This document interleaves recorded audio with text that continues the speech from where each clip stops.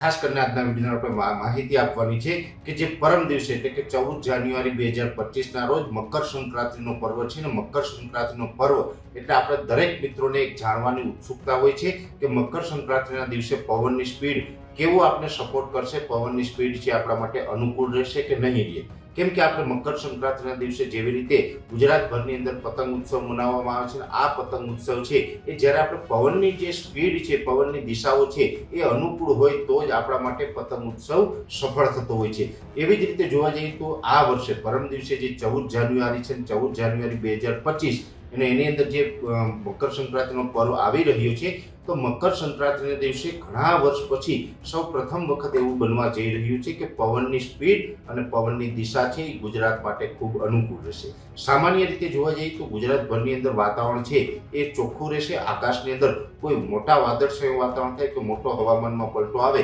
તેવી સંભાવનાઓ નથી. 14 જાન્યુઆરીના રોજ મોટાભાગના વિસ્તારની અંદર આકાશ ખુલ્લું હશે, જેમાં ઉત્તર ગુજરાત હોય, મધ્ય ગુજરાત હોય, કચ્છ હોય, સૌરાષ્ટ્ર હોય કે દક્ષિણ ગુજરાત હોય, તમામ ભાગોની અંદર આકાશ છે એ ચોખ્ખું રહેશે. તાપમાન છે એ નોર્મલ નજીક આસપાસ જોવા મળે તેવી શક્યતાઓ છે. જે મહત્તમ તાપમાન હોય એટલે કે જે દિવસનું તાપમાન છે એ 25 થી લઈ અને 30 ડિગ્રી સુધીનું આસપાસનું તાપમાન જોવા મળે તેવી શક્યતાઓ છે. ખાસ કરીને ઉત્તર ગુજરાતના બનાસકાંઠા અને રાજસ્થાન બોર્ડર લાગુ વિસ્તારો હોય, સાબરકાંઠા, બનાસકાંઠા છે, અરવલ્લીના ભાગો છે, બોર્ડર લાગુ વિસ્તારોની અંદર કદાચ 20 થી લઈને 22 ડિગ્રી આસપાસનું તાપમાન જોવા મળે.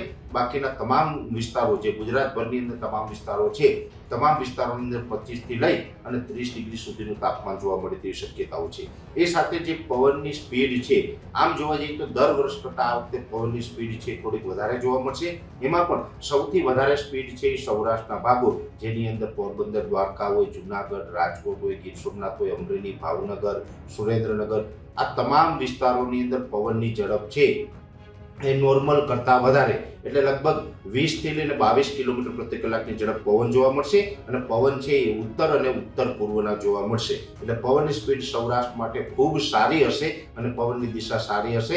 એટલે જે પતંગ રસિકો છે એના માટે સૌરાષ્ટ્રની અંદર પણ આ સારા સમાચાર ગણી શકાય. એવી જ રીતે જોવા જઈએ તો કચ્છના ભાગોની અંદર પણ પવનની સ્પીડ છે એ નોર્મલ કરતાં થોડીક ઉપર રહેશે. એટલે 14 થી લઈને 18 કિલોમીટર પ્રતિ કલાકની ઝડપે કચ્છના તમામ ભાગોની અંદર પવનની ઝડપ જોવા મળે તેવી શક્યતાઓ છે. એમાં પૂર્વ કચ્છના ભાગો હોય કે પશ્ચિમ કચ્છના ભાગો હોય, ખાસ કરીને જે પાકિસ્તાન બોર્ડર લાગુ વિસ્તારો છે, ધોળાવીરા આસપાસનો વિસ્તાર હોય અથવા તો જે આપણે લખપત આસપાસના વિસ્તારો હોય, નલિયા આસપાસના વિસ્તારો હોય, જખૌના વિસ્તારો છે, આ તમામ વિસ્તારોની અંદર પવનની જે દિશા છે એ લગભગ ઉત્તર પશ્ચિમની થોડીક જોવા મળે અને બાકીના વિસ્તારની અંદર ઉત્તરની દિશા જોવા મળે તેવી શક્યતાઓ છે. પણ એકંદરે પવનની સ્પીડ કચ્છમાં પણ સારી રહેવાની સંભાવનાઓ છે. એવી જ રીતે ઉત્તર ગુજરાતના તમામ ભાગોની અંદર પવનની ઝડપ છે એ લગભગ 12 થી લઈને 15 કિલોમીટર પ્રતિ કલાકની જોવા મળશે.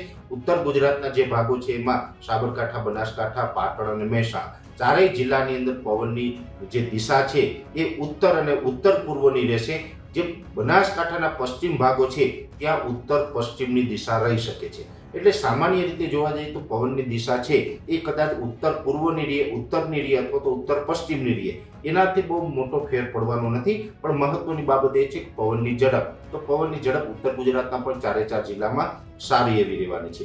ત્યારબાદ જે આપણે મધ્યપ્રદેશ બોર્ડર લાગુ વિસ્તાર હોય, છોટાઉદેપુર હોય, દાહોદ, ગોધરા હોય અથવા તો જે અરવલ્લીના ભાગો છે, મહીસાગરના ભાગો છે, આ તમામ ભાગોની અંદર ઉત્તર પશ્ચિમની મોટા ભાગે ઉત્તરની દિશાના પવનો જોવા મળે તેવી શક્યતાઓ છે. પવનની ઝડપ છે એ વિસ્તારમાં પણ 12 થી લઈ અને 15 કિલોમીટર પ્રતિ કલાકની ઝડપ જોવા મળે તેવું એક અનુમાન છે. એવી જ રીતે મધ્ય ગુજરાતનું અમદાવાદ, ગાંધીનગર, આણંદ, ખેડા, નડિયાદ હોય, બરોડા હોય કે વિરમગામ જેવા વિસ્તાર હોય, આ તમામ વિસ્તારોની અંદર પવનની ઝડપ છે એ 10 થી લઈને 12 કિલોમીટર પ્રતિ કલાક અને અમુક વિસ્તારો એવા હશે કે ત્યાં 12 થી લઈને 15 કિલોમીટર પ્રતિ કલાકની ઝડપ પવન જોવા મળે તેવી શક્યતાઓ છે. અને એ વિસ્તારોમાં પણ પવન છે એ મુખ્યત્વે ઉત્તરના પવનો જોવા મળે તેવું એક અનુમાન છે. એટલે મધ્ય ગુજરાત માટે પણ ખૂબ સારા સમાચાર છે. પરમ દિવસે 14 જાન્યુઆરીના રોજ મધ્ય ગુજરાતની અંદર પણ પતંગ રસિકો માટે પવનની દિશા અને ગતિ છે એ ફેવરેબલ રહેવાની છે, અનુકૂળ રહેવાની છે. એવી જ રીતે દક્ષિણ ગુજરાતના તમામ જિલ્લા હોય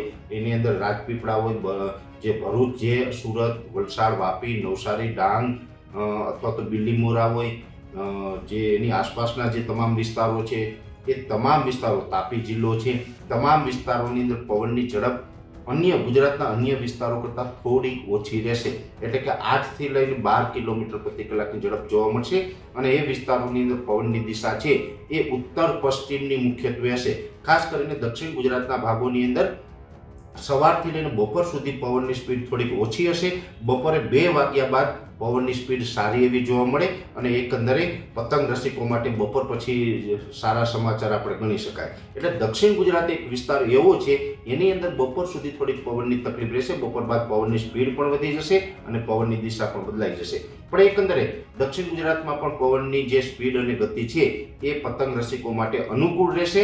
અને ઓલ ઓવર જોવા જઈએ તો ઘણા વર્ષ પછી હું આપને સારા સમાચાર આપી શકું કે ગુજરાત માટે પવનની દિશા અને પવનની જે ઝડપ છે એ મકર સંક્રાંતિના પર્વ નિમિત્તે ખૂબ અનુકૂળ રહે અને આપણા માટે ફેવરેબલ કન્ડિશન જોવા મળે તેવી શક્યતાઓ છે. એટલે ખાસ જે પરમ દિવસે મકર સંક્રાંતિનો પર્વ છે એની એડવાન્સમાં તમામ મિત્રોને ખૂબ ખૂબ શુભકામનાઓ. અને પવનની દિશા અને ગતિ છે એ સારા રહેવાના છે, જેથી કરીને પતંગ રસિકો માટે ખૂબ આ પર્વ છે એ ઉત્સાહભર્યો અને આનંદભર્યો રહે તેવી એક અત્યારે અમને અનુકૂળતા દેખાઈ રહી છે.